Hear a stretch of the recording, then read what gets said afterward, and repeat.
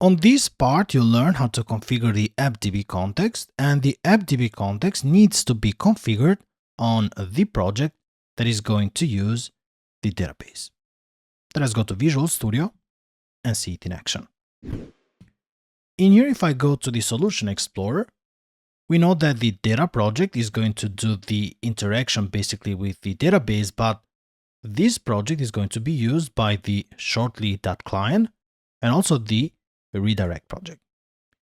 What this means is that the configuration of the app DbContext needs to be done in the client project, because in that project, we're going to use the data project to interact with the database. So for that, let us go to the client project, and then in here, go to program.cs.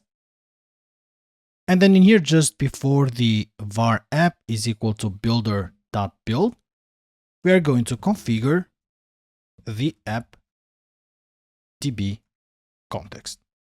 Now in here, to configure the app DbContext, I'm going to type builder.services. And then I'm going to use the method add DbContext. Now, as a parameter, you need to pass the file that you are going to use as the DbContext file, which is the custom file that we created on the last part. So for that, app DbContext. Now in the app DbContext, when we created a file, in here in the constructor, we did define that as a parameter now, we need to pass the DbContext options, which is basically used to define the database related information. Like for example, the server type, which in our case is going to be an SQL server, and also the SQL server database connection string. So let us go back to program.cs, and then in here, inside this method, I'm going to type options that go to. Now inside here, the first thing that we need to define is going to be the server type, and we said that we are going to use an SQL database. So the server is going to be an SQL server, options dot use SQL server. But then for this server, we need to define a database connection string, so we know which database within an SQL server we are going to use.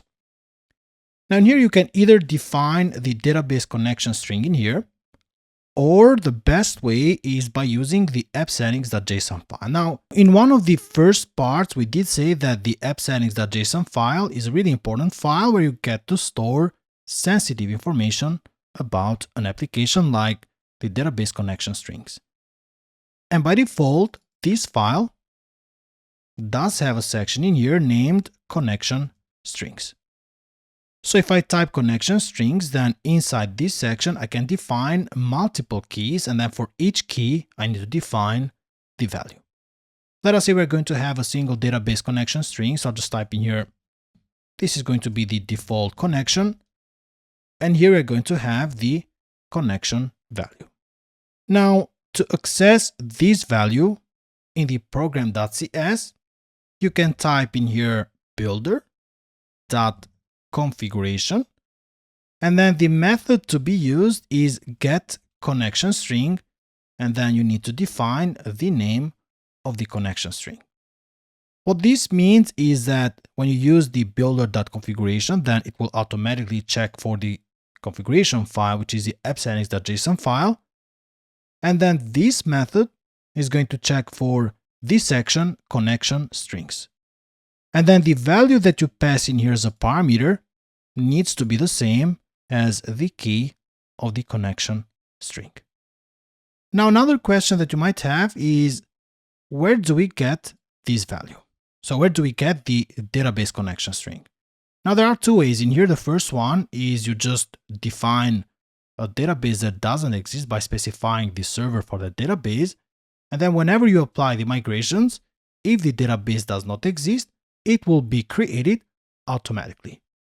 The other option is you create an empty database, you copy the database connection string, and you paste it in here. Now you can choose whichever way you want, but I'm going to choose the second one, which is I will create an empty database and then I'll paste the connection string in here. Now to create a database, you can go to the Server Explorer here on the left, and if you don't see the option in here, you can go to View and then Server Explorer.